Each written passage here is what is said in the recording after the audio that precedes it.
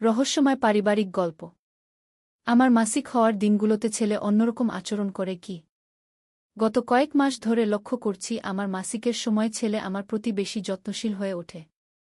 সে বুঝে যায় কখন আমার অস্বস্তির সময়। আজও তেমনই একটা দিন। সকাল থেকেই পেটে ব্যথা। ছেলে চা বানিয়ে এনে দিল। বলল, মা, আজকে তুমি বিশ্রাম করো। সব কাজ আমি করে দেবগু। আমি অবাক হলাম। বললাম, তুই কিভাবে বুঝলি আজ আমার সে হেসে বলল, আমি তোমার সব বুঝি মাগু। দুপুরে আমি শুয়েছিলাম। সে এসে আমার পেটে হাত বুলিয়ে দিতে লাগল। আমি অস্বস্তি বোধ করে বললাম, না থাক। সে বলল, মা, এতে ব্যথা কমবে কি? তার হাতের স্পর্শে সত্যিই ব্যথা কমছিল। সন্ধ্যায় সে আমার পাশে বসে বলল, মা, আমি জানি এই সময়টায় তোমার কষ্ট হয়। আমি চাই সবসময় তোমার পাশে থেকে তোমার যত্ন নিতে। আমি বললাম, তুই তো আছিসই গু। সে আমার হাত ধরে বলল, মা, আমি একজন স্বামীর মতো যত্ন নিতে চাই। আমি তোমার সব ব্যথা, সব কষ্ট ভাগ করে নিতে চাই। তুমি কি আমাকে তোমার স্বামী হিসেবে গ্রহণ করবে? আমি হতবাক হয়ে তাকে দেখলাম। সে বলল, মা, আমি জানি এটা অদ্ভুত শোনাচ্ছে, কিন্তু আমি তোমাকে ভালোবাসি। তোমার একটি অসুবিধাও সহ্য করতে পারি না গি। এই গল্পটি সম্পূর্ণ শুনলে আপনাদের পানি অটোমেটিক বের হয়ে যাবে, সো যত দ্রুত সম্ভব হাতের কাছে টিস্যু নিয়ে বসে পড়ো। বিছানার চাদর যেন নষ্ট না হয় সেটা সম্পূর্ণ খেয়াল রাখার অনুরোধ জানিয়ে গল্পটি এখন শুরু করব। তার আগে সর্বশেষ অনুরোধ, দয়া করে এমন পানি বের করার গল্প নিয়মিত শুনতে আমাদের চ্যানেলটি সকলেই সাবস্ক্রাইব করুন। ধন্যবাদ। হ্যালো বন্ধুরা, আমার নাম রীতা দাস। আমার বয়স ৪৪ বছর। আমার স্বামীর নাম করিম উদ্দিন, বয়স ৪৭ বছর। আমাদের ২ সন্তান, রাহুল আর সুমি। রাহুল ২১ বছর বয়সী, ভার্সিটিতে পড়ে। সুমি ১৪ বছর বয়সী, স্কুলে যায়। গত সপ্তাহের ঘটনাটা আমি কিছুতেই ভুলতে পারছি না। সেদিন রাহুল আমাকে বলল, মা, তোমার জন্য একটা বিশেষ উপহার এনেছি। আমি বললাম, কি উপহার? সে বলল, চোখ বন্ধ করে রাখো। আমি চোখ বন্ধ করে রাখলাম। সে আমার হাতে কিছু একটা রাখল। খুব নরম, কিন্তু একটু ভেজা ভেজা লাগছিল। আমি চোখ খুলে দেখলাম একটা ছোট্ট তোয়ালে। আমি বললাম, এইটা কেন? সে বলল, মা, আমি জানি তোমার মাসিকের সময় অনেক সমস্যা হয়। এই বিশেষ তোয়ালেটা গরম পানিতে ভিজিয়ে তোমার পেটে দিলে ব্যথা কমে যাবে। আমি ইন্টারনেটে খুঁজে পেয়েছি গু। আমি অবাক হয়ে গেলাম। আমার ছেলে আমার এত যত্ন নেয়। কিন্তু এরপর যা হলো সেটা আমাকে ভাবিয়ে তুলল। পরের দিন সকালে রাহুল আমার রুমে এসে বলল, মা, আজ তোমার কেমন লাগছে? আমি একটা বিশেষ চা বানিয়েছি। চায়ের স্বাদ অদ্ভুত লাগছিল। আমি জিজ্ঞেস করলাম, এইটাই কি দিয়েছিস? সে বলল, গোপন উপাদান। এটা খেলে তোমার সব ব্যথা চলে যাবে। চা খাওয়ার পর আমার মাথা ঝিমঝিম করতে লাগল। আমি বিছানায় শুয়ে পড়লাম। রাহুল এসে বলল, মা, আমি তোমার পায়ে মালিশ করে দিচ্ছি। তার হাত পায়ে লাগতেই আমার গা শিউরে উঠল। আমি বললাম, না রাহুল, আমার ভালো লাগছে না। কিন্তু সে বলল, মা, এইটা তোমার জন্য ভালো। তুমি আমাকে বিশ্বাস করো। সেই রাতে আমি জেগে উঠলাম একটা আওয়াজে। দেখলাম রাহুল আমার রুমের দরজার কাছে দাঁড়িয়ে আছে। আমি ভয় পেয়ে গেলাম। বললাম, কি হয়েছে রাহুল? সে এগিয়ে এসে বলল, মা, আমি তোমার কাছে একটা কথা বলবো। আমি তোমাকে খুব ভালোবাসি। কিন্তু এই ভালোবাসাটা সাধারণ মায়ের প্রতি ছেলের ভালোবাসার মতো নয়। আমার হৃৎপিণ্ড থেমে যাওয়ার মতো অবস্থা। আমি বললাম, তুই কি বলতে চাইছিস? সে বলল, মা, আমি জানি এটা ভুল শোনাবে, কিন্তু আমি তোমাকে একজন নারী হিসেবে দেখি। তোমার প্রতি আমার অনুভূতি একজন প্রেমিকের মতো গু। আমি চিৎকার করে উঠতে যাচ্ছিলাম, কিন্তু সে আমার মুখে হাত চাপা দিল। বলল, মা, চিৎকার করো না। আমি তোমার কোনো ক্ষতি করব না। আমি শুধু তোমাকে ভালোবাসি। আমি তার হাত সরিয়ে দিয়ে বললাম, রাহুল, তুই পাগল হয়ে গেছিস। আমি তোর মা। তুই আমার ছেলে গি। সে বলল, মা, আমি জানি এটা সমাজের নিয়মে ভুল, কিন্তু ভালোবাসার কোনো নিয়ম নেই। আমি তোমার সাথে একটা নতুন জীবন শুরু করতে চাই। আমি ভয়ে কাঁপতে লাগলাম। বললাম, তুই আমার ঘর থেকে বের হয়ে যাগ। কিন্তু সে বলল, মা, তুমি আমার কথা ভেবে দেখো। বাবা তো সবসময় বাইরে থাকে। আমি তোমার সব যত্ন নিতে পারি। তোমাকে খুশি রাখতে পারি। আমি কিছুতেই বুঝতে পারছিলাম না কি করব। হঠাৎ রাহুল আমার কাছে এসে বলল, মা, আমি তোমার হাত ধরতে পারি? আমি বললাম, না, তুই আমার কাছ থেকে দূরে থাক। কিন্তু সে আমার হাত ধরে ফেল। আমি টের পেলাম তার হাত কাঁপছে। সে বলল, মা, আমি তোমার কাছে এসেছি কারণ আমি তোমাকে বিশ্বাস করি। তুমি ছাড়া আমার কেউ নেই। হঠাৎ করে সুমি রুমে ঢুকল। সে বলল, মা, কি হয়েছে? তুমি কাঁদছ কেন? রাহুল আমার হাত ছেড়ে দিয়ে বলল, কিছু না সুমি, মায়ের পেট ব্যথা করছিল। সুমি বলল, মা, তুমি ডাক্তারের কাছে যাবে না কেন? আমি বললাম, যাব বাবা, কাল যাব।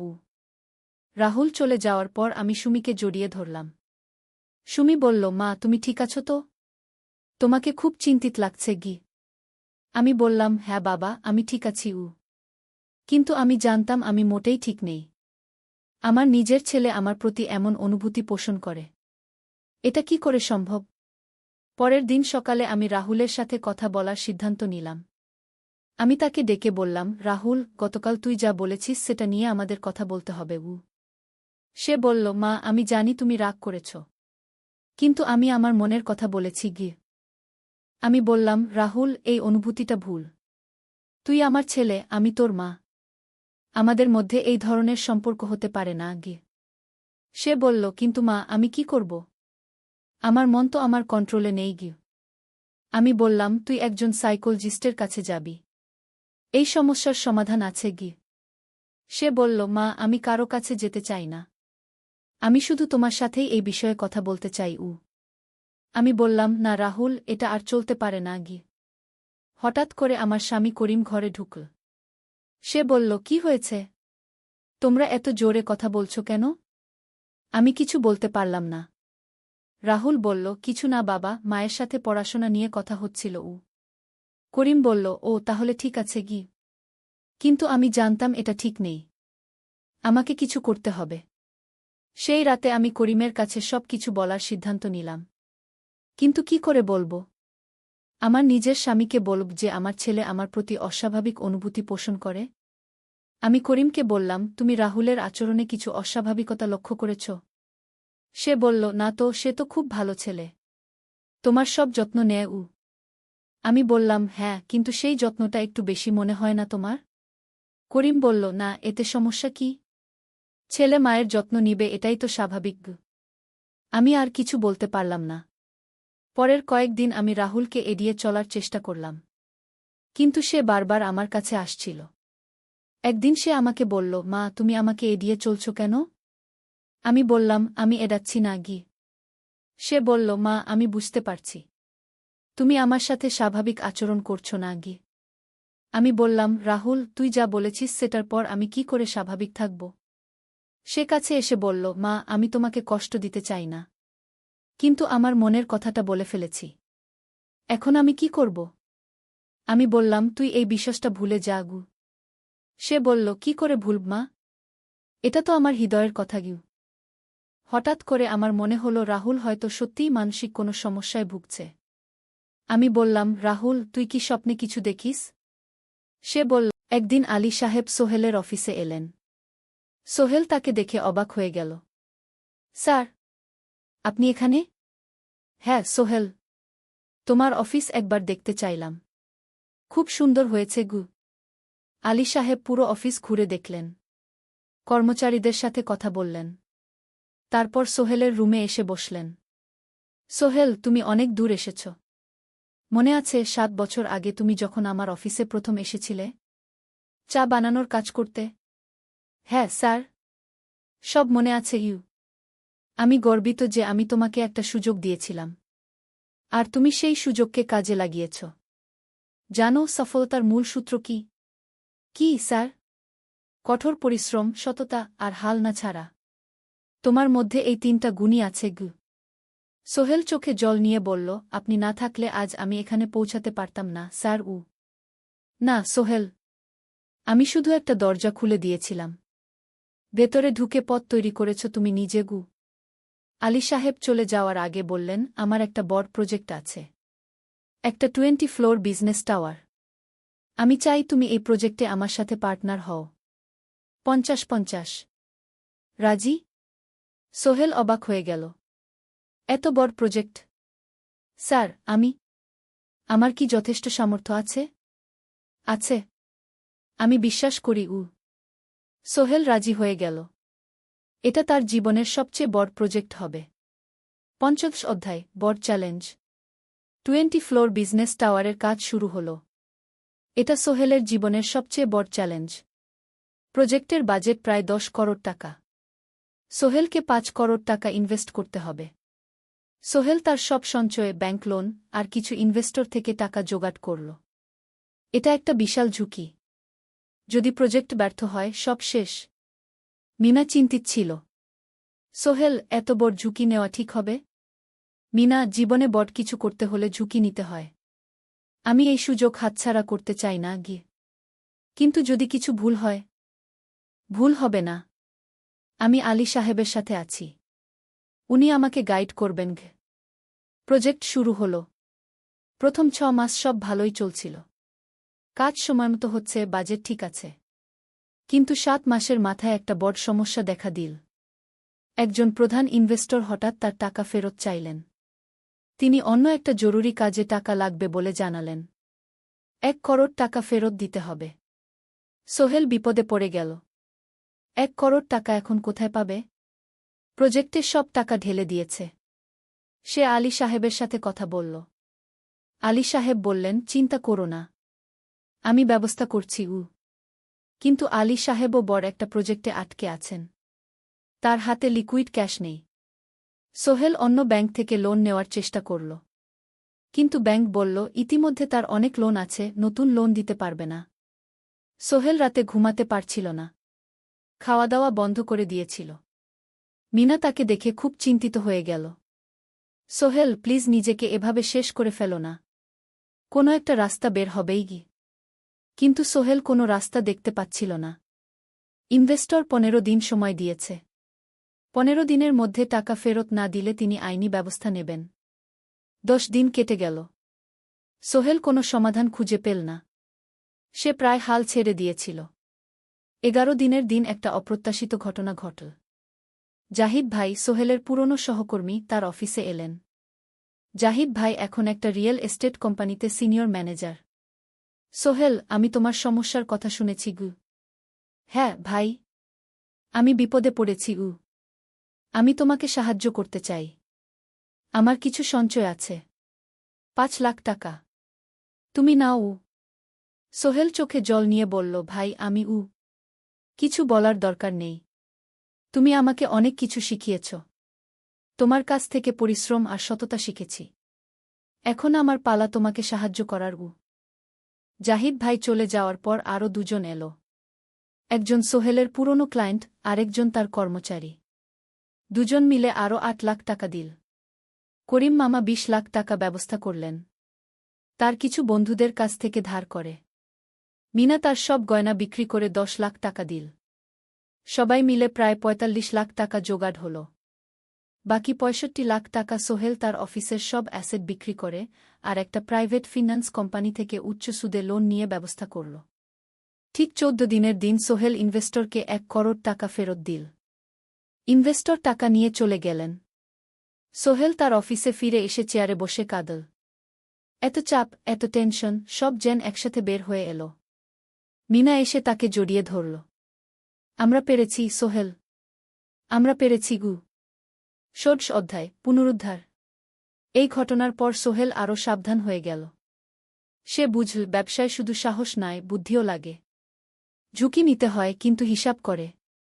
প্রজেক্ট চলতে থাকল। এবার সোহেল আরও সতর্কতার সাথে সব কিছু পরিচালনা করল। প্রতিটা খরচ হিসাব করল, প্রতিটা সিদ্ধান্ত ভেবেচিন্তে নিল। আরও ১ বছর পর 20 ফ্লোর বিজনেস টাওয়ার সম্পন্ন হল। চমৎকার বিল্ডিং, শহরের অন্যতম সুন্দর ভবন। বিল্ডিংয়ের উদ্বোধন অনুষ্ঠানে শহরের মেয়র এলেন। অনেক ব্যবসায়ী, সাংবাদিক এলো। সোহেলের নাম পত্রিকায় ছাপা হল। স্বপ্নের শহরে এক তরুণ উদ্যোক্তার সফলতার গল্প। প্রজেক্ট থেকে সোহেলের লাভ হল প্রায় ২ করোড় টাকা। এই টাকা দিয়ে সে সব ঋণ শোধ করল। জাহিদ ভাইয়ের টাকা ফেরত দিল। করিম মামার ঋণ শোধ করল। যারা সাহায্য করেছিল সবাইকে টাকা ফেরত দিল। মিনার জন্য নতুন গয়না কিনল, আরও সুন্দর। তার মাকে গ্রামে একটা নতুন পাকা বাড়ি বানিয়ে দিল। মা কাঁদতে কাঁদতে বললেন, তোর বাবা বেঁচে থাকলে কত খুশি হতো। তুই আমার সব স্বপ্ন পূরণ করেছিস গে। সোহেল নিজেদের জন্য একটা ফ্ল্যাট কিন। 4 রুমের ফ্ল্যাট, সমুদ্রের কাছে। এখন আর ভাড়া বাড়িতে থাকতে হয় না। সপ্তদশ অধ্যায়, প্রতিদান। সোহেল এখন একজন প্রতিষ্ঠিত উদ্যোক্তা। কিন্তু সে তার শেখ ভোলেনি। যে গ্রাম থেকে সে এসেছে, যারা তাকে সাহায্য করেছে, কাউকেই ভোলেনি। সে তার গ্রামে একটা স্কুল বানিয়ে দিল। সোহেল ফাউন্ডেশন স্কুল কু গরিব ছেলেমেয়েরা ফ্রিতে পড়তে পারবে। ভালো শিক্ষক নিযোগ দিল। ভালো পড়াশোনার ব্যবস্থা করল। শহরে একটা ফ্রি মেডিকেল ক্লিনিক খুলল। গরিব মানুষরা ফ্রিতে চিকিৎসা পাবে। প্রতি বছর 10 জন মেধাবী কিন্তু গরিব ছাত্রছাত্রীকে স্কলারশিপ দেওয়া শুরু করল। তারা বিনামূল্যে পড়াশোনা করতে পারবে। একদিন একটা টিভি চ্যানেল সোহেলের ইন্টারভিউ নিতে এলো। আপনার সফলতার গোপন সূত্র কি? সোহেল একটু ভেবে বলল, কঠোর পরিশ্রম, সততা আর হাল না ছাড়া। এই 3টা জিনিস যদি কারো মধ্যে থাকে, সে যে কোনো কিছু অর্জন করতে পারে। আর সবচেয়ে বড় কথা, যারা আমাকে সাহায্য করেছে তাদের ছাড়া আমি কিছুই না। একা কেউ সফল হতে পারে না গি। আপনার পরবর্তী স্বপ্ন কি? আমি চাই আরও মানুষকে সাহায্য করতে। আমার মতো যারা গ্রাম থেকে শহরে আসে তাদের জন্য একটা ট্রেনিং সেন্টার খুলব। তারা সেখানে বিভিন্ন স্কিল শিখতে পারবে, চাকরি পাবে, নিজের পায়ে দাঁড়াতে পারবে। অষ্টাদশ অধ্যায়, নতুন প্রজন্ম। আরও 5 বছর কেটে গেল। সোহেল এখন 45 বছরের। তার মেয়ে সারা এখন 9 বছরের। স্কুলে ক্লাস 4-এ পড়ে। খুব মেধাবী মেয়ে। একদিন সারা বাবাকে জিজ্ঞেস করল, বাবা, তুমি কিভাবে এত বড় হলে? আমার বন্ধুরা বলে তুমি একজন সফল মানুষ গো। সোহেল তাকে কোলে নিয়ে বসল। বাবা, তুমি জানো তোমার দাদু ছিলেন একজন স্কুল শিক্ষক। খুব সৎ মানুষ। কিন্তু আমরা গরিব ছিলাম। আমি রিকশা চালাতাম গো। রিকশা? সত্যি? হ্যাঁ। তারপর আমি এই শহরে এলাম। অনেক কষ্ট করেছি। কিন্তু হাল ছাড়িনি। মানুষ আমাকে সাহায্য করেছে। আর আমি কঠোর পরিশ্রম করেছি। বাবা, আমিও কি তোমার মতো হতে পারব? অবশ্যই পারবে বাবা। তবে মনে রেখো, সফলতা মানে শুধু টাকা পয়সা না। সফলতা মানে ভালো মানুষ হওয়া, অন্যদের সাহায্য করা, সৎ থাকা। সারা মাথা নাড়ল। আমি ভালো মানুষ হব বাবা। সোহেল তার মেয়েকে জড়িয়ে ধরল। মনে মনে ভাবল, তার জীবনের সব কষ্ট সার্থক হয়েছে। মিনা রান্নাঘর থেকে ডাকল, খাবার তৈরি। এসো। সোহেল সারাকে নিয়ে ডাইনিং টেবিলে গেল। ঋতু এসেছে। সে এখন বিয়ে করেছে, তার একটা ছেলে হয়েছে। সোহেলের মা মাঝে মাঝে চট্টগ্রামে বেড়াতে আসেন। আজও এসেছেন। সবাই মিলে খেতে বসল। হাসিগল্পে ভরা পরিবার। সোহেল তাকাল তার মায়ের দিকে, মিনার দিকে, সারার দিকে, ঋতুর দিকে। মনে হল, জীবনে আর কি চাই? খাওয়া শেষে সবাই বসে রইল। গল্প করছিল।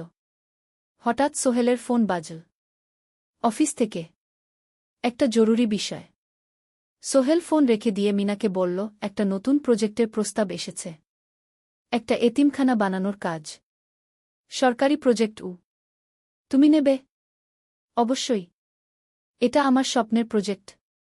যেসব বাচ্চাদের বাবা মা নেই, তাদের জন্য একটা সুন্দর জায়গা। মিনা হাসল। তুমি কখনো বদলাও না। এখনো অন্যদের কথা ভাবো। এটাই তো জীবন মিনা। শুধু নিজের জন্য বাঁচলে কি হবে?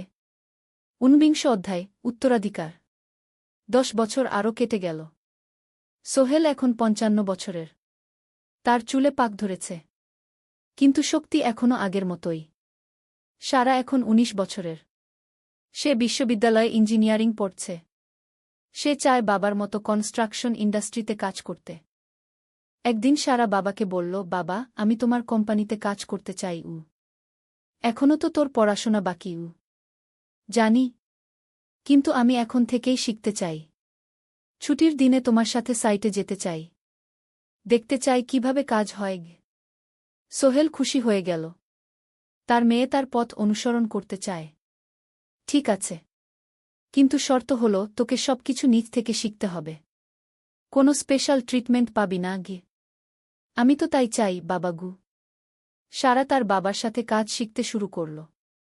সে দেখল কিভাবে শ্রমিকরা কাজ করে, কিভাবে ম্যাটেরিয়াল বাছাই করতে হয়, কিভাবে একটা প্রজেক্ট ম্যানেজ করতে হয়। সোহেল তাকে কোনো সহজ পথ দিল না। সারাকেও সবার মতো কষ্ট করতে হল। সাইটে রোদে দাঁড়িয়ে থাকতে হল। শ্রমিকদের সাথে কথা বলতে হল। কিন্তু সারা হাল ছাড়ল না। সে তার বাবার মেয়ে। পরিশ্রম করতে জানে। 3 বছর পর সারা গ্রাজুয়েট হল। সে সোহেলের কোম্পানিতে জুনিয়র প্রজেক্ট ম্যানেজার হিসেবে যোগ দিল। সোহেল ধীরে ধীরে সারাকে বড় দায়িত্ব দিতে শুরু করল। সারা তার বাবার মতোই সৎ, পরিশ্রমী। 20 অধ্যায়, সমাপ্তি নয়, নতুন শুরু। আরও 5 বছর পর সোহেল এখন 60 বছরের। সে সিদ্ধান্ত নিল, এবার অবসর নেওয়ার সময় এসেছে। কোম্পানির দায়িত্ব সারাকে দেবে। একটা অনুষ্ঠান করা হল। সোহেল আনুষ্ঠানিকভাবে কোম্পানির চেয়ারম্যান পদ থেকে অবসর নিল। সারা হল নতুন ম্যানেজিং ডিরেক্টর। সোহেল তার বক্তব্যে বলল, আমি যখন এই শহরে এসেছিলাম আমার পকেটে ছিল মাত্র 5,000 টাকা। একটা ছোট্ট ব্যাগ। আর অনেক স্বপ্ন। আজ 40 বছর পর আমি পেছনে ফিরে তাকাই, দেখি একটা দীর্ঘ পথ। সেই পথে অনেক কষ্ট ছিল, অনেক বাধা ছিল। কিন্তু ছিল অনেক ভালোবাসাও। অনেক মানুষের সাহায্যও।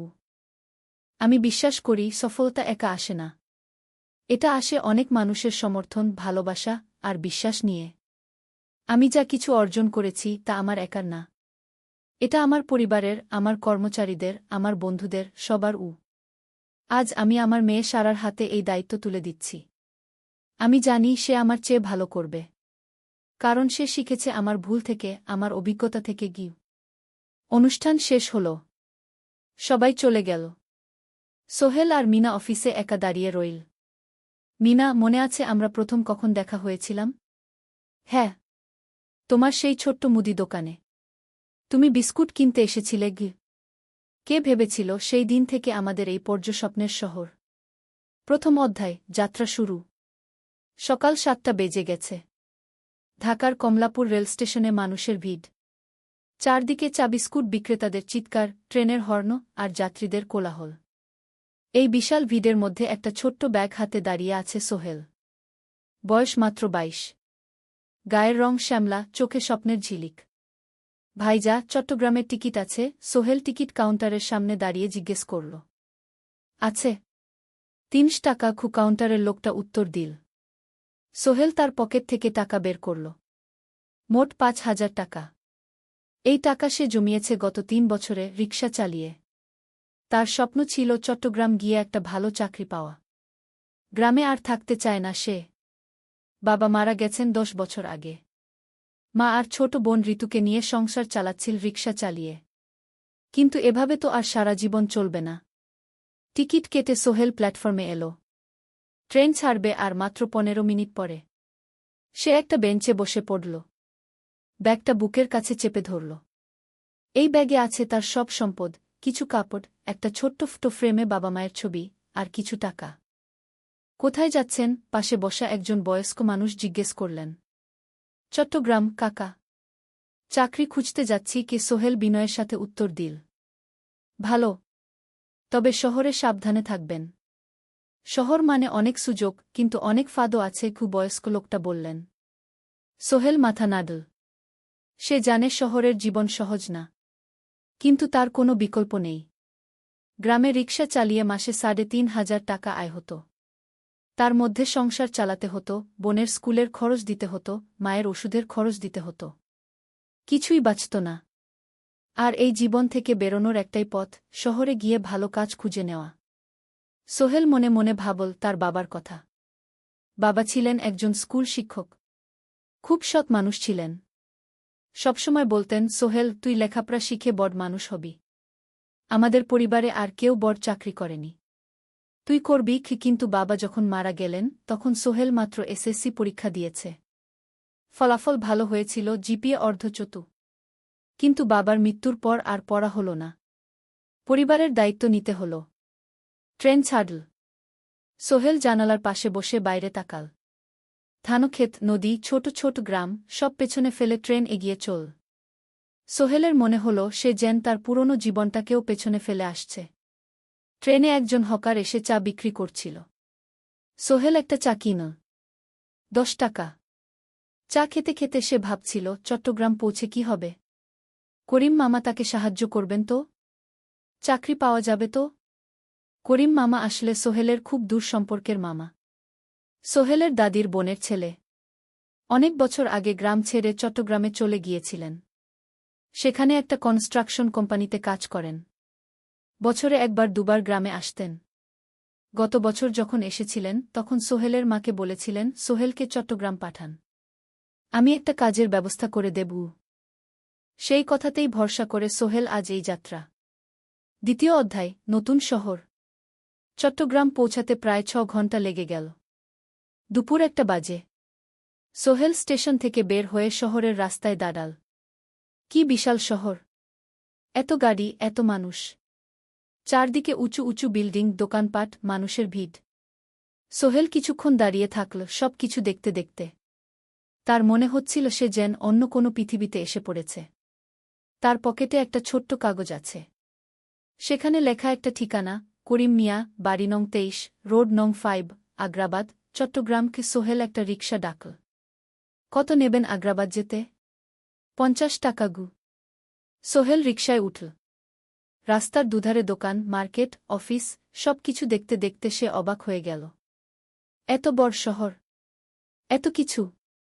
গ্রামের সেই ছোট্ট বাজারের সাথে কোনো তুলনাই হয় না।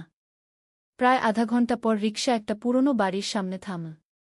3 তলা বাড়ি, কিন্তু রং উঠে গেছে। সিঁড়ি দিয়ে উঠে 3য় তলায় করিম মামার ফ্ল্যাটে নক করল। দরজা খুলল এক মধ্যবয়সী মহিলা। কে? আসসালামু আলাইকুম আপা। আমি সোহেল। নোয়াখালীর গ্রাম থেকে এসেছি। করিম মামা বাড়িতে আছেন? মহিলা তাকে মাথা থেকে পা পর্যন্ত দেখল। করিম তো অফিসে গেছে। তুমি কে? কোথা থেকে এসেছ? সোহেল সব খুলে বলল। মহিলা তাকে ভেতরে ঢুকতে দিল। বসো। করিম সন্ধ্যায় ফিরবে গু। ফ্ল্যাটটা ছোট। 2টো রুম, একটা ছোট্ট রান্নাঘর আর একটা বাথরুম। কিন্তু সোহেলের কাছে খুব সুন্দর লাগল। গ্রামের সেই টিনের ঘরের চেয়ে তো অনেক ভালো। মহিলা তার নাম জানাল সালমা। করিম মামার স্ত্রী। তাদের 2টো ছেলে, একজন ক্লাস 8-এ পড়ে, আরেকজন ক্লাস 5-এ। খেয়েছ? সালমা আপা জিজ্ঞেস করল। না আপাগু। অপেক্ষা করো। ভাত আছে, মাছ আছে। খাও। সোহেল প্রথমে রাজি হতে চাইল না। কিন্তু খুব খিদে পেয়েছিল। সকাল থেকে শুধু একটা চা আর বিস্কুট খেয়েছে। খাওয়া দাওয়ার পর সোহেল বসে রইল। সালমা আপা তাকে গল্প করতে লাগল। তোমার মা কেমন আছেন? তোমার বোন? ভালো আছে আপা। মার একটু গেটে বাত আছে। ওষুধ খাচ্ছেন। বোন স্কুলে পড়ে কু। তুমি কি করতে চাও এখানে? চাকরি খুঁজছি আপা। যে কোনো কাজ করব। বাসায় মা আর বোনকে টাকা পাঠাতে হবে। সালমা আপা মাথা নাড়ল। করিম তোমার জন্য কিছু একটা করবে। সে ভালো মানুষ গ। সারাদিন অপেক্ষা করু সোহেল। সন্ধ্যা 6টায় করিম মামা ফিরলেন। 50-এর কাছাকাছি বয়স, কালো রঙের প্যান্ট শার্ট পরা, হাতে একটা ব্যাগ। আরে সোহেল, কবে এলি? করিম মামা খুশি হয়ে বললেন। আজ সকালে মামা গু। করিম মামা তাকে জড়িয়ে ধরলেন। অনেকদিন পর দেখলাম। কেমন আছিস? ভালো আছি মামা গি। ভালো করেছিস এসে। এখানে অনেক সুযোগ আছে। তোর জন্য একটা কাজের ব্যবস্থা করে দেব। তবে প্রথমে কয়েকদিন এখানে থাক। শহরটা একটু চিনে নে। তারপর কাজে যোগ দিবি। সোহেলের মনে আসার আলো জ্বল। সে ভাবল হয়তো তার ভাগ্য এবার পাল্টাবে। 3য় অধ্যায়, প্রথম চাকরি। 1 সপ্তাহ পরে করিম মামা সোহেলকে তার কোম্পানিতে নিয়ে গেলেন।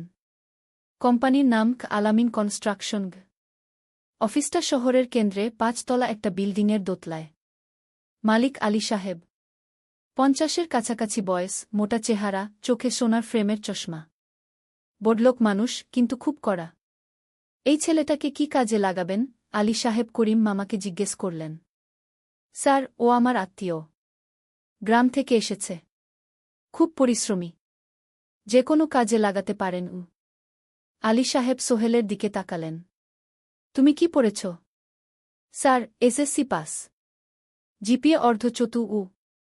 হুম। ভালো। কম্পিউটার চালাতে পারো? না স্যার, পারি না। কিন্তু শিখতে চাই উ। আলী সাহেব একটু ভাবলেন। ঠিক আছে। তোমাকে অফিসের কাজে রাখব। ফাইল গুছানো, চা বানানো, কাগজপত্র নিয়ে যাওয়া না এসব। মাসে 5,000 টাকা। রাজি আছো? জি স্যার। সোহেল খুশি হয়ে গেল। 5,000 টাকা। রিকশা চালিয়ে 3,500 পেত। এখানে 5,000। কাজ শুরু হলো পরদিন থেকে। সকাল 8টায় অফিসে যেতে হয়, ফিরতে হয় সন্ধ্যা 7টায়। প্রথম দিন সোহেল ঘুম থেকে উঠল ভোর 5টায়। তৈরি হয়ে 7:30টায় অফিসের উদ্দেশ্যে বের হল। করিম মামার বাড়ি থেকে অফিস প্রায় 5 কিলোমিটার। বাসে যেতে হয়। অফিসে পৌঁছে সোহেল দেখল সেই প্রথম আলী সাহেব এখনও আসেননি। অফিস খোলা ছিল না। 8-10 মিনিট পর একজন লোক এসে অফিস খুল। তুমি নতুন? জি। আমি সোহেল গু। আমি জাহিদ, অ্যাসিস্ট্যান্ট ম্যানেজার। এসো উ। জাহিদ ভাই সোহেলকে সব কিছু দেখাল। অফিসে মোট 6 জন কর্মচারী। 2 জন ইঞ্জিনিয়ার, একজন অ্যাকাউন্ট্যান্ট, একজন অ্যাসিস্ট্যান্ট ম্যানেজার, জাহিদ ভাই, একজন রিসেপশনিস্ট, আর এখন সোহেল। সোহেলের কাজ শুরু হলো চা বানানো দিয়ে। তারপর অফিস পরিষ্কার করা, ফাইল গুছানো, কাগজপত্র এক জায়গা থেকে আরেক জায়গায় নিয়ে যাওয়া। কাজ কঠিন না, কিন্তু সারাদিন দৌড়ঝাঁপ করতে হয়। দুপুরে খাবারের জন্য আধা ঘন্টা বিরতি। সোহেল একটা ছোট হোটেলে গিয়ে ভাতডাল তরকারি খেল। 50 টাকা। সন্ধ্যায় অফিস বন্ধ হল। সোহেল ক্লান্ত হয়ে বাসায় ফিরল। কেমন লাগল প্রথম দিন? করিম মামা জিজ্ঞেস করলেন। ভালো মামা। অনেক কিছু শিখলাম ঘ। প্রথম মাসের শেষে সোহেল বেতন পেল 5,000 টাকা। সে 3,000 টাকা মাকে পাঠাল। মা ফোনে কাঁদতে লাগলেন। আল্লাহ তোকে ভালো রাখুক সোহেল উ। সোহেলের চোখেও জল এলো। তার মনে হল সে একটা বড় কাজ করতে পেরেছে। চতুর্থ অধ্যায়, শহরের জীবন। 3 মাস কেটে গেল। সোহেল এখন শহরের সাথে মিশে গেছে। প্রতিদিন অফিসে যাওয়া আসার পথে সে দেখে হাজারো মানুষের জীবন। কেউ সফল, কেউ ব্যর্থ। কিন্তু সবাই চলছে নিজের পথে। সোহেল অফিসের কাজের পাশাপাশি কম্পিউটার শেখার চেষ্টা করছে। অফিসে একটা কম্পিউটার আছে। যখন কেউ ব্যবহার করে না, তখন সোহেল একটু একটু শিখার চেষ্টা করে। জাহিদ ভাই তাকে সাহায্য করেন। সোহেল, তুমি যদি কম্পিউটার ভালোভাবে শিখতে পারো, তাহলে তোমার ভবিষ্যৎ উজ্জ্বল। জাহিদ ভাই একদিন বললেন। কিভাবে শিখব ভাই? ট্রেনিং সেন্টারে যাও। সন্ধ্যায় ক্লাস আছে। মাসে 2,000 টাকা লাগবে গে। সোহেল ভাবল। 2,000 টাকা অনেক। কিন্তু এটা বিনিয়োগ। ভবিষ্যতের জন্য। সে একটা ট্রেনিং সেন্টারে ভর্তি হল। সপ্তাহে 3 দিন, সন্ধ্যা 7:30 থেকে রাত 9টা পর্যন্ত ক্লাস। কম্পিউটারের basic, word, Excel, PowerPoint, internet ব্যবহার। একদিন অফিস থেকে ফেরার সময় সোহেল একটা দোকানে চা খেতে গেল। দোকানের পাশেই একটা ছোট্ট মুদি দোকান। সেখানে একটা মেয়ে বসে আছে। বয়স হবে 20-এর কাছাকাছি। সাদাসিধে চেহারা, সাদা শাড়ি পরা, কিন্তু চোখে এক ধরনের দৃঢ়তা। ভাইজা, 1 প্যাকেট বিস্কুট দেন কি? সোহেল বলল। মেয়েটা বিস্কুট দিল। 20 টাকা। সোহেল টাকা দিয়ে যাচ্ছিল, হঠাৎ মেয়েটা বলল, আপনি নতুন এসেছেন এই এলাকায়, তাই না? হ্যাঁ। 3 মাস হল। কিভাবে বুঝলেন? আপনার চেহারা দেখেই বোঝা যায়। এখনও গ্রামের ছোঁয়া আছে। আর আপনি প্রতিদিন এই পথ দিয়ে যান। দেখেছি কি? মেয়েটা হাসল। সোহেলও হেসে ফেল। আপনি খুব পর্যবেক্ষক মনে হচ্ছে গি। জীবনে অনেক কিছু দেখেছি। তাই মানুষকে চিনতে শিখেছি গ। আপনার নাম? মিনা। এই দোকান আমার বাবার। উনি অসুস্থ, তাই আমি দেখছি গু। সেদিন থেকে সোহেল প্রায়ই সেই দোকানে যেতে শুরু করল। মিনার সাথে গল্প করত। ধীরে ধীরে তাদের মধ্যে একটা বন্ধুত্ব তৈরি হল। মিনাও তার জীবনের গল্প বলল। মিনার মা মারা গেছেন যখন সে মাত্র 7 বছরের। বাবা আব্দুল হামিদ একা হাতে মিনাকে বড় করেছেন। মুদি দোকান দিয়ে সংসার চালান। মিনা কলেজে পড়ে, অনার্স 2nd ইয়ার। সকালে কলেজে যায়, দুপুরে ফিরে এসে দোকান সামলায়। বাবার হার্টের সমস্যা আছে, তাই ভারী কাজ করতে পারেন না। তোমার স্বপ্ন কি? একদিন সোহেল জিজ্ঞেস করল। গ্র্যাজুয়েশন শেষ করে একটা ভালো চাকরি করব। তারপর বাবাকে ভালো চিকিৎসা করাব। তুমি? আমিও চাকরি করে পরিবারকে ভালোভাবে দেখভাল করতে চাই। মা আর বোনকে নিয়ে শহরে আনব একদিন ঘু। দুজনেই নিজেদের স্বপ্নের কথা বলতে গিয়ে বুঝল তাদের স্বপ্ন অনেকটা একই রকম। পঞ্চম অধ্যায়, বিপদ। 6 মাস কেটে গেল। সোহেল এখন আলী সাহেবের খুব প্রিয় কর্মচারী। সে শুধু চা বিস্কুট দেওয়ার কাজই করে না, এখন কম্পিউটারেও কিছু কাজ শিখেছে। ছোটখাটো টাইপিং, ডেটা এন্ট্রি এসব করতে পারে। আলী সাহেব খুশি হয়ে তার বেতন বাড়িয়ে 8,000 টাকা করে দিয়েছেন। একদিন রাতে সোহেল অফিস থেকে ফিরছিল। সেদিন একটু দেরি হয়ে গেছে। রাত প্রায় 9টা। সাধারণত সোহেল সন্ধ্যা 7:30টায় ফিরে। কিন্তু সেদিন অফিসে একটা জরুরি কাজ ছিল। বাস থেকে নেমে সোহেল বাড়ির দিকে হাঁটছিল। হঠাৎ একটা অন্ধকার গলিতে 3 জন লোক তাকে ঘিরে ধরল। তাদের চেহারা দেখেই বোঝা যাচ্ছিল ভালো উদ্দেশ্য নিয়ে আসেনি। টাকা দে তাড়াতাড়ি, একজন বলল। তার হাতে একটা ছুরি। সোহেল ভয় পেয়ে গেল। ভাই, আমার কাছে খুব কম টাকা আছে গি। যা আছে দে। তাড়াতাড়ি করো। সোহেল কাঁপতে কাঁপতে তার পকেট থেকে 5 টাকা বের করে দিল। এই টাকা দিয়ে সে বাজার করবে ভেবেছিল। কিন্তু ছিনতাইকারীরা সন্তুষ্ট হল না। শুধু 5 টাকা? তোর ব্যাগে কি আছে? তারা সোহেলের ব্যাগ কেড়ে নিল। ব্যাগে ছিল তার মোবাইল, কম্পিউটার ট্রেনিং সেন্টারের সার্টিফিকেট আর কিছু গুরুত্বপূর্ণ কাগজপত্র। না ভাই, ব্যাগটা ফেরত দেন। ওতে আমার জরুরি জিনিস আছে। মোবাইল নিয়ে নেন, কিন্তু ব্যাগটা দেন গু। কিন্তু ওরা শুনল না। একজন সোহেলকে জোরে ধাক্কা দিল। সোহেল পড়ে গেল। মাথা রাস্তার কংক্রিটে ধাক্কা লেগে গেল। রক্ত বের হল। 3 জন দৌড়ে পালিয়ে গেল। কিছুক্ষণ সোহেল অজ্ঞান হয়ে পড়ে রইল। তারপর ধীরে ধীরে জ্ঞান ফিরল। মাথায় প্রচণ্ড ব্যথা। সে উঠে দাঁড়ানোর চেষ্টা করল, কিন্তু মাথা ঘুরছিল। কোনোমতে একটা দেয়াল ধরে দাঁড়াল। একজন পথচারী তাকে দেখে থামল। কি হয়েছে ভাই? ছিনতাই হয়েছে গি? এসো, আমি তোমাকে হাসপাতালে নিয়ে যাই। কিন্তু সোহেল রাজি হল না। না, ঠিক আছি। বাড়ি যেতে পারব। সে কোনোমতে করিম মামার বাড়িতে পৌঁছাল। দরজা খুলেই সালমা আপা চিৎকার করে উঠলেন।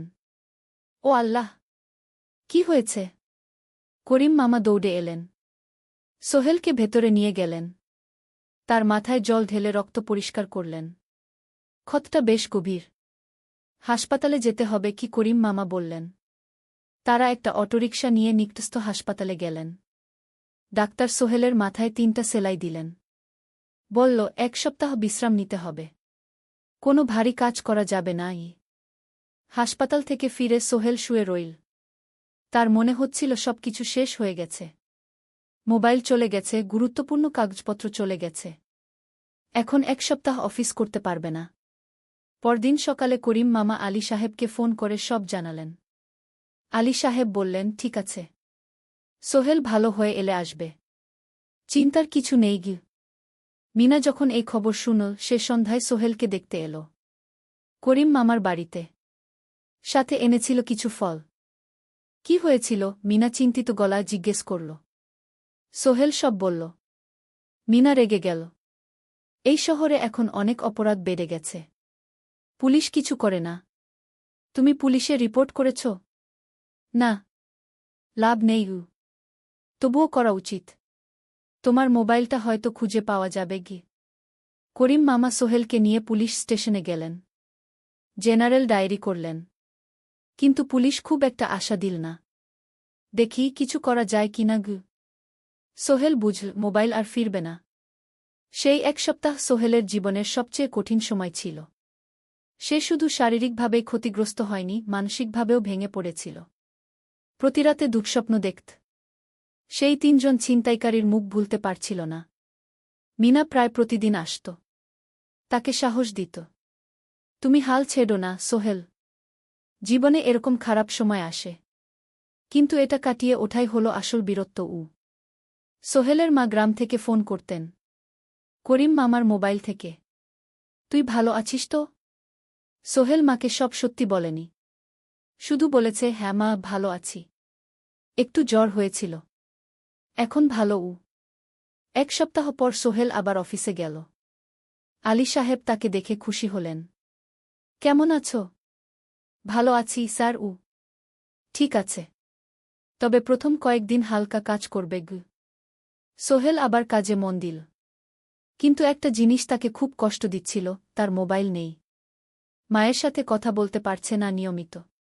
করিম মামার মোবাইল চাইতে সংকোচ লাগে। একদিন জাহিদ ভাই তাকে ডাকলেন। সোহেল, আমার একটা পুরনো মোবাইল আছে। তুমি ব্যবহার করো? না ভাই, আমি নাও। আমার কাজে লাগছে না। তুমি রাখো গু। সোহেল কৃতজ্ঞতায় প্রায় কেঁদে ফেল। ধন্যবাদ ভাই। মোবাইল পেয়ে সোহেল প্রথমেই মাকে ফোন করল। মা খুব খুশি হলেন। এতদিন ফোন করিসনি কেন? মা, মোবাইলটা নষ্ট হয়ে গিয়েছিল। নতুন নিয়েছি। মায়ের গলায় স্বস্তি ফুটে উঠল। 6ষ্ঠ অধ্যায়, নতুন সুযোগ। আরও 3 মাস কেটে গেল। সোহেল পুরোপুরি সুস্থ হয়ে গেছে। তার জীবন আবার স্বাভাবিক হয়ে এসেছে। সে এখন কম্পিউটার ট্রেনিং শেষ করেছে। সার্টিফিকেট পেয়েছে। কিন্তু একটা ঘটনা তার জীবনে বড় পরিবর্তন নিয়ে এলো। একদিন সকালে আলী সাহেব তাকে ডাকলেন। সোহেল, বসো। সোহেল বসল। মনে একটু ভয় লাগছিল। আলী সাহেব কি তাকে বকবেন? সোহেল, তুমি তো এখন কম্পিউটার চালাতে পারো? জি স্যার, একটু একটু শিখেছি। ভালো। আমি তোমার কাজ দেখছি। তুমি খুব পরিশ্রমী। আর সৎ। আমাদের কোম্পানিতে এরকম মানুষের দরকার গু। সোহেল কিছু বুঝতে পারছিল না। আমি তোমাকে একটা সুযোগ দিতে চাই। আমাদের কোম্পানি একটা ট্রেনিং প্রোগ্রাম চালু করছে নতুন কর্মচারীদের জন্য। 6 মাসের কোর্স। কম্পিউটার অ্যাকাউন্টিং, ভবন নির্মাণের হিসাব নিকাশ, প্রজেক্ট ম্যানেজমেন্ট সব শিখবে। কোম্পানি সব খরচ দেবে। ট্রেনিংয়ের সময় তোমার বেতনও চলবে। রাজি আছো? সোহেল বিশ্বাস করতে পারছিল না। স্যার, সত্যি? আমাকে এত বড় সুযোগ দিচ্ছেন? হ্যাঁ। তুমি ভালো ছেলে। পরিশ্রমী। আমি তোমাকে এগিয়ে দিতে চাই। ভবিষ্যতে তুমি এই কোম্পানির একজন গুরুত্বপূর্ণ কর্মচারী হবে। সোহেল কৃতজ্ঞতায় প্রায় কেঁদে ফেল। ধন্যবাদ স্যার। আমি কঠোর পরিশ্রম করব। আমি জানি। সেদিন সন্ধ্যায় সোহেল মিনার দোকানে গেল। মিনাকে খবরটা দিল। মিনা খুব খুশি হল। তার চোখে জল এসে গেল। তুমি পারবে সোহেল। আমি জানি। সোহেল তার মা আর বোনকেও ফোন করে খবরটা দিল। মা কাঁদতে লাগলেন। তোর বাবা বেঁচে থাকলে কত খুশি হতো। ট্রেনিং শুরু হলো পরের মাস থেকে। প্রতিদিন সকালে 3 ঘন্টা ক্লাস, তারপর বাকি সময় অফিসের কাজ। ক্লাসে 5 জন নতুন কর্মচারী। সবাই তরুণ, উৎসাহী। শিক্ষক ছিলেন একজন অভিজ্ঞ ইঞ্জিনিয়ার। নাম রহিম স্যার। তিনি খুব ভালোভাবে সব কিছু বুঝাতেন। কম্পিউটার অ্যাকাউন্টিং, এক্সেলে জটিল ক্যালকুলেশন, প্রজেক্টের বাজেট তৈরি, সময় ব্যবস্থাপনা সব। সোহেল পুরো মনোযোগ দিয়ে শিখতে লাগল। সন্ধ্যায় বাড়ি ফিরে প্র্যাকটিস করত। করিম মামার ছেলের কাছ থেকে একটা ল্যাপটপ ধার নিত কখনো কখনো। 6 মাস পরে ট্রেনিং শেষ হল। সবাই সার্টিফিকেট পেল। আলী সাহেব একটা অনুষ্ঠান করলেন। সোহেল সেরা পারফর্মার হিসেবে একটা বিশেষ পুরস্কার পেল, 5,000 টাকা বোনাস। আলী সাহেব ঘোষণা করলেন, সোহেল, আজ থেকে তুমি আমাদের জুনিয়র অ্যাকাউন্ট অ্যাসিস্ট্যান্ট। তোমার বেতন 15,000 টাকা। সোহেল অবাক হয়ে গেল। 8,000 থেকে 15,000। প্রায় দ্বিগুণ। সেদিন রাতে সোহেল ঘুমাতেই পারল না। খুশিতে, উত্তেজনায় তার চোখে ঘুম নেই। সে ভাবল তার জীবন কিভাবে বদলে যাচ্ছে। 2 বছর আগে যে রিকশা চালাত, আজ সে একটা নামকরা কোম্পানির অ্যাকাউন্ট অ্যাসিস্ট্যান্ট। 7ম অধ্যায়, প্রেম ও প্রস্তাব। 1.5 বছর হয়ে গেল সোহেলের চট্টগ্রাম আসার। সে এখন একজন সফল যুবক। তার মা গ্রামে খুব খুশি। প্রতি মাসে সোহেল 10,000 টাকা পাঠায়। ছোট বোন ঋতু এখন কলেজে ভর্তি হয়েছে সোহেলের পাঠানো টাকায়। মায়ের চিকিৎসাও ভালোভাবে হচ্ছে।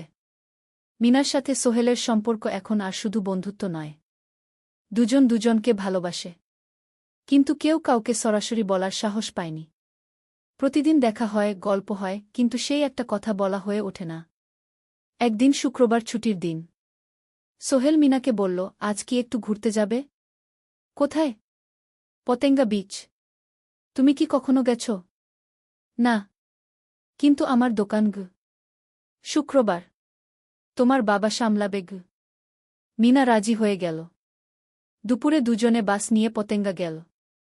সমুদ্র দেখে মিনা অবাক হয়ে গেল। কি সুন্দর!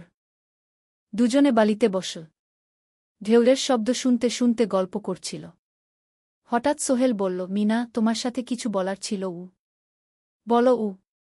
সোহেল একটা লম্বা শ্বাস নিল। তুমি জানো আমি তোমাকে ভালোবাসি। মিনা হাসল। তার চোখ ভিজে গেল। জানি। আমিও তোমাকে ভালোবাসি সোহেল। সোহেল অবাক হয়ে গেল। সত্যি? হ্যাঁ। অনেকদিন ধরেই জানি। তুমি আমার জীবনে এসে সব কিছু বদলে দিয়েছ। তোমার সাথে থাকলে আমার মনে হয় আমি যে কোনো কিছু করতে পারব। দুজনে কিছুক্ষণ চুপ করে বসে রইল। সমুদ্রের ঢেউ এসে পায়ে লাগছিল। সূর্য পশ্চিমে ঢলে পড়ছে। আকাশ লালকুমলা হয়ে গেছে।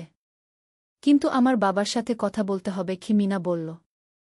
আমি তৈরি। যখন বলবে তখন বলবো।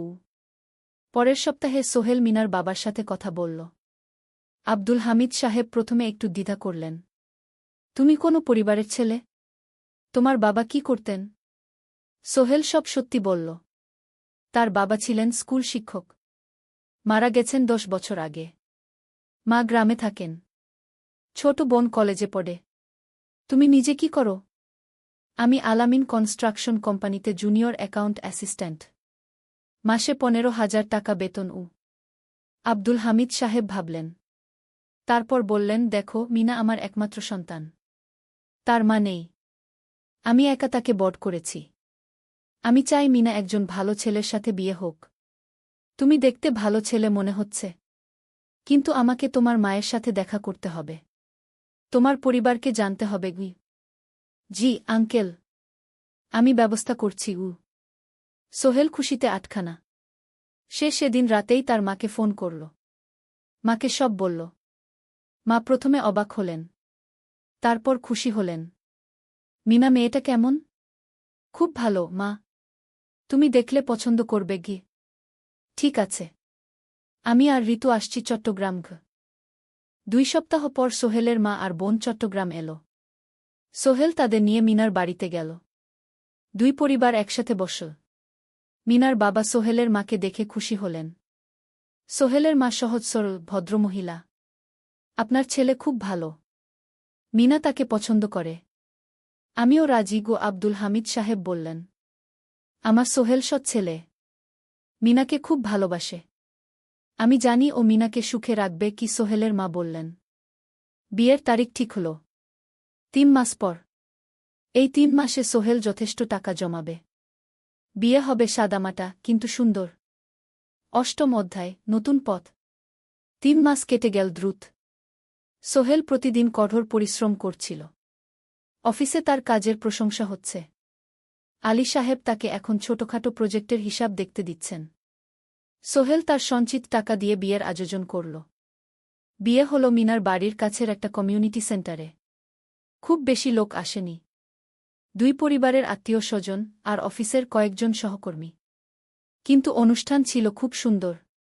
সোহেল যখন মিনাকে বিয়ের পোশাকে দেখল, তার মনে হল পৃথিবীর সবচেয়ে সুন্দর মেয়ে সে।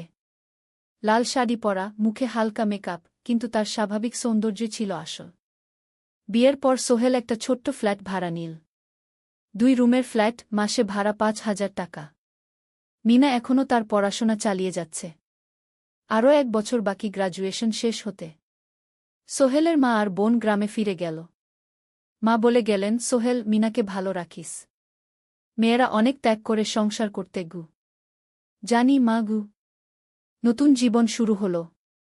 সোহেল সকালে অফিসে যায়, সন্ধ্যায় ফেরে। মিনা সকালে কলেজে যায়, দুপুরে ফিরে রান্না করে, ঘর গোছায়। সন্ধ্যায় দুজনে একসাথে বসে পড়াশোনা করে, গল্প করে, টিভি দেখে। জীবন সুন্দর ছিল। কিন্তু চ্যালেঞ্জও ছিল। মাসিক খরচ, ভাড়া ৫,০০০, বাজার ৩,০০০, বিদ্যুৎ গ্যাস ১,০০০, মায়ের জন্য ৫,০০০, মিনার কলেজের খরচ ১,০০০ মোট প্রায় ১৪,০০০ টাকা। বাঁচত মাত্র ১,০০০ খানেক। কিন্তু সোহেল হাল ছাড়ল না। সে সন্ধ্যায় একটা কম্পিউটার ট্রেনিং সেন্টারে পার্ট টাইম পড়ানো শুরু করল। সপ্তাহে ৩ দিন ২ ঘণ্টা করে। এতে মাসে আরও ৩,০০০ টাকা আসতে লাগল। মিনাও বসে থাকল না। সে বাড়িতে বসে কয়েকজন স্কুলের ছাত্রছাত্রীকে টিউশন পড়াতে শুরু করল। মাসে ২,০০০ টাকা আয়। এভাবে কেটে গেল ৬ মাস। দুজন মিলে পরিবার চালাচ্ছে, স্বপ্ন দেখছে। একদিন সোহেল বলল, মিনা, আমি একটা নতুন স্বপ্ন দেখছি গু। কি? আমি নিজে একটা ছোট্ট কনস্ট্রাকশন কোম্পানি খুলতে চাই। ছোট ছোট প্রজেক্ট নেব। বাড়ি মেরামত, ছোট বিল্ডিং বানানো, এসব। তোমার কি যথেষ্ট অভিজ্ঞতা আছে? আছে। আমি ২ বছর ধরে এই কাজের সাথে জড়িত। অনেক কিছু শিখেছি। আর আলী সাহেবও আমাকে সাহায্য করবেন গু। কিন্তু টাকা কোথায়? কোম্পানি খুলতে তো অনেক টাকা লাগবে গি। আমি জমাচ্ছি। আরও ১ বছর কাজ করব। তারপর চেষ্টা করব। মিনা তাকে সমর্থন দিল। তুমি পারবে। তোমার মধ্যে সেই শক্তি আছে গি। নবম অধ্যায়, চ্যালেঞ্জের সময়। কিন্তু ভাগ্য সবসময় অনুকূলে থাকে না। সোহেল যখন স্বপ্ন দেখছিল নিজের কোম্পানি খোলার, তখনই একটা বড় সমস্যা এলো। আলী সাহেবের কোম্পানি একটা বড় প্রজেক্ট পেয়েছিল। একটা ১০তলা বিল্ডিং বানানোর কাজ। কিন্তু প্রজেক্টের প্রধান ইনভেস্টর হঠাৎ পালিয়ে গেল। তিনি কোম্পানির কাছ থেকে প্রায় ৫০ লাখ টাকা নিয়ে গেছেন, কিন্তু কাজ শেষ হয়নি। কোম্পানি বড় ক্ষতির মুখে পড়ল। আলী সাহেব অনেক কর্মচারীকে ছাঁটাই করতে বাধ্য হলেন। প্রায় ১০ জনকে চাকরি থেকে বাদ দিলেন। বাকিদের বেতন কমাতে হল। সোহেলকে আলী সাহেব ডেকে বললেন, সোহেল, আমি তোমাকে রাখতে চাই। তুমি বিশ্বস্ত কর্মচারী।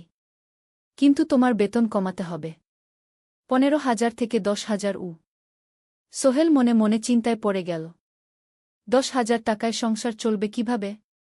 মায়ের খরচ, ভাড়া, বাজার সব মিলিয়ে তো ১৪,০০০ টাকা লাগে। কিন্তু সে কিছু বলল না। ঠিক আছে স্যার। বাড়ি ফিরে সোহেল মিনাকে সব বলল। মিনা চিন্তিত হয়ে গেল। এখন কি হবে? চিন্তা করো না। আমি পার্ট টাইম টিউশনির সময় বাড়াব। আর তুমিও বেশি করে টিউশন নাও। কিন্তু আমার তো পড়াশোনাও আছে গি। জানি। কিন্তু এখন এটাই করতে হবে গু। সোহেল সন্ধ্যায় আরও ২টো জায়গায় পার্ট টাইম কাজ খুঁজল। একটা দোকানে সন্ধ্যায় হিসাব দেখার কাজ পেল।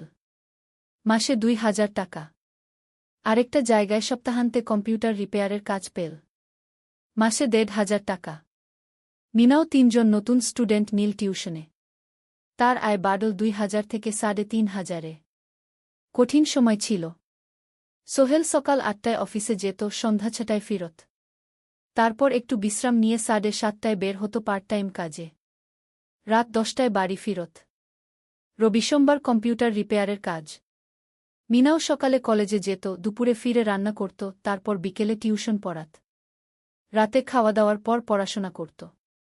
দুজনেরই শরীর খারাপ হতে শুরু করল। সোহেল একদিন অফিসে অজ্ঞান হয়ে পড়ে গেল। ডাক্তার দেখাতে নিয়ে গেল। ডাক্তার বলল, অতিরিক্ত পরিশ্রম। শরীরে পুষ্টির অভাব। ঠিকমতো খাচ্ছেন না মনে হচ্ছে গি। সত্যি কথা, খরচ বাঁচাতে সোহেল আর মিনা অনেক সময় কম খেত। মাংস মাছ কিনত সপ্তাহে ১ দিন। বাকি সময় শাকসবজি, ডাল। মিনা সোহেলকে বলল, আর নয় সোহেল। তুমি এভাবে নিজেকে শেষ করে ফেলছ। আমার পড়াশোনা বন্ধ করে দিই। আমি ফুল টাইম চাকরি করি গি। না, সোহেল জোর দিয়ে বলল। তোমার পড়াশোনা বন্ধ হবে না। আরও মাত্র ৬ মাস বাকি। তুমি গ্রাজুয়েট হবেই গি। কিন্তু তুমি। আমি ঠিক হয়ে যাব। চিন্তা করো না গে। কিন্তু পরিস্থিতি আরও খারাপ হলো যখন সোহেলের মায়ের অসুখ হল। হার্টের সমস্যা। হাসপাতালে ভর্তি করতে হল। খরচ ৫০,০০০ টাকা। সোহেলের হাতে এত টাকা কোথায়? সে করিম মামার কাছে ধার চাইল। করিম মামা ২০,০০০ টাকা দিলেন। বাকি ৩০,০০০ টাকা সোহেল একটা এনজিও থেকে ঋণ নিল। সুদের হার মাসে ২%। মায়ের চিকিৎসা হল। তিনি সুস্থ হয়ে গেলেন। কিন্তু সোহেল এখন ঋণের বোঝায় পড়ে গেল। প্রতি মাসে ৩,০০০ টাকা করে কিস্তি দিতে হবে। সেই রাতে সোহেল আর মিনা বিছানায় শুয়ে কথা বলছিল। সোহেল বলল, মিনা, আমি মনে হয় ভুল করেছি। শহরে এসে বিয়ে করে তোমাকে কষ্টে ফেলেছি। মিনা তার হাত ধরল। না সোহেল, তুমি ভুল করনি। জীবনে এরকম খারাপ সময় আসে, কিন্তু এটা কাটিয়ে ওঠাই হলো আসল শক্তি। আমরা একসাথে আছি, একসাথে থাকব, সবকিছু ঠিক হয়ে যাবে। মিনার কথায় সোহেল একটু সাহস পেল। হ্যাঁ, হাল ছাড়া যাবে না। 10ম অধ্যায়, আলোর দিকে। 3 মাস পরে পরিস্থিতি একটু ভালো হতে শুরু করল। আলী সাহেবের কোম্পানি একটা নতুন প্রজেক্ট পেল, একটা স্কুল বিল্ডিং বানানোর কাজ। কোম্পানি আবার স্থিতিশীল হতে শুরু করল। আলী সাহেব সোহেলকে ডেকে বললেন, সোহেল, আমি তোমার কঠোর পরিশ্রম দেখেছি। খারাপ সময়েও তুমি কোম্পানি ছেড়ে যাওনি। আমি কৃতজ্ঞ। আজ থেকে তোমার বেতন আবার 15,000 টাকা। সোহেল খুশি হয়ে গেল। ধন্যবাদ স্যার। মিনাও গ্র্যাজুয়েশন শেষ করল, ভালো ফলাফল করল। সে এখন চাকরি খুঁজছে। একদিন মিনা একটা প্রাইভেট স্কুলে শিক্ষিকার ইন্টারভিউ দিতে গেল। ইন্টারভিউ ভালো হল, তাকে নিযোগ দেওয়া হল। বেতন 12,000 টাকা। সেদিন সন্ধ্যায় দুজনে মিলে একটা ছোট্ট পার্টি করল। একটা বিরিয়ানি কিনল, কোমল পানীয় কিনল। দুজনে মিলে খেল। আমরা পেরেছি সোহেল, মিনা বলল। হ্যাঁ, আমরা পেরেছি। এখন দুজনের মিলিয়ে আয় 27,000 টাকা। খরচ চালানোর পর প্রায় 10,000 টাকা বাঁচে। সোহেল এই টাকা দিয়ে লোন শোধ করতে শুরু করল। পার্ট টাইম কাজগুলো ছেড়ে দিল। শরীরের যত্ন নেওয়া শুরু করল। আরও 6 মাস পরে সোহেলের কাছে একটা বড় সুযোগ এল। আলী সাহেব একদিন তাকে ডাকলেন। সোহেল, তুমি কি নিজের ব্যবসা করতে চাও? স্যার, আমি তোমাকে একটা ছোট্ট প্রজেক্ট দিতে চাই। একটা 3 তলা বিল্ডিংয়ের কনস্ট্রাকশন। তুমি ম্যানেজ করবে, আমি শুধু সুপারভাইজ করব।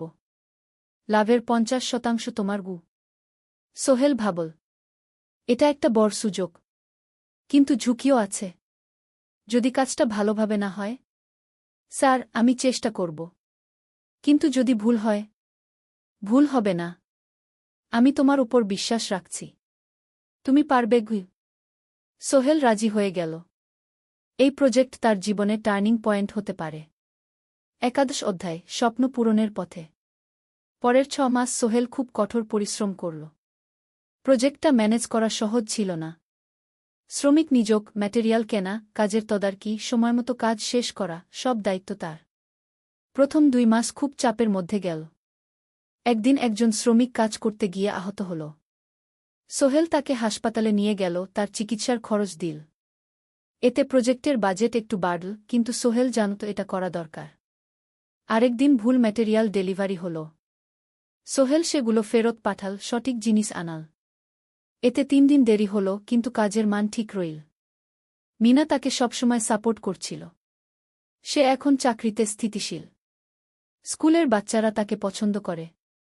প্রিন্সিপাল তার কাজে খুশি। প্রজেক্ট শেষ হল 6 মাসে, সময়মতো, বাজেটের মধ্যে। বিল্ডিংয়ের মালিক খুব খুশি হলেন। তিনি আলী সাহেবকে ধন্যবাদ দিলেন। আলী সাহেব বললেন, ধন্যবাদ আমাকে না, এই ছেলেকে দিন। সোহেল পুরো প্রজেক্ট ম্যানেজ করেছে। প্রজেক্ট থেকে মোট লাভ হল 3 লাখ টাকা। সোহেল পেল 1.5 লাখ টাকা। তার জীবনে এত টাকা এই প্রথম। সে করিম মামার ঋণ শোধ করল, এনজিওর বাকি ঋণ শোধ করল। তারপর তার মাকে 50,000 টাকা পাঠাল। মা দিয়ে গ্রামের বাড়িটা একটু মেরামত করাল, বোন ঋতুর জন্য একটা ল্যাপটপ কিনল। বাকি টাকা দিয়ে সোহেল একটা ব্যাংক অ্যাকাউন্টে জমা রাখল, ভবিষ্যতের জন্য। আলী সাহেব সোহেলকে আরও 2টো প্রজেক্ট দিলেন, এবার একটু বড়। সোহেল আত্মবিশ্বাসের সাথে সেগুলোও শেষ করল। 2 বছর পরে সোহেল সিদ্ধান্ত নিল, এবার নিজের কোম্পানি খোলার সময় এসেছে। 10 অধ্যায়, নতুন শুরু। সোহেল তার সব জমানো টাকা দিয়ে একটা ছোট্ট অফিস ভাড়া নিল। 2 রুমের অফিস। একটা রুমে কাজের জায়গা, আরেকটায় ছোট্ট মিটিং রুম। অফিসের সামনে একটা বোর্ড লাগাল, Sohel construction and development. Meena তাকে সাহায্য করছিল। সে অফিসের অ্যাকাউন্টস দেখত সন্ধ্যায় স্কুল থেকে ফিরে। দুজন মিলে একটা টিম। প্রথমে ছোট ছোট কাজ নীল। বাড়ি মেরামত, দোকান সংস্কার, ছোট বিল্ডিং কনস্ট্রাকশন। কাজের মান ভালো রাখার চেষ্টা করল। সময়মতো শেষ করল। দাম ন্যায্য রাখল। ধীরে ধীরে সোহেলের সুনাম ছড়িয়ে পড়ল। মানুষ তাকে বিশ্বাস করত। তার কাছে নতুন নতুন কাজ আসতে লাগল। প্রথম বছর খুব কষ্ট হল। কখনো লাভ হতো, কখনো লস। কিন্তু সোহেল থেমে থাকল না। সে শিখতে লাগল ব্যবসা কিভাবে চালাতে হয়। দ্বিতীয় বছরে পরিস্থিতি ভালো হল। সোহেল এখন ৩ জন স্থায়ী কর্মচারী নিযোগ দিল।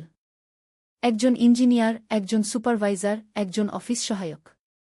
তৃতীয় বছরে একটা বড় প্রজেক্ট পেল।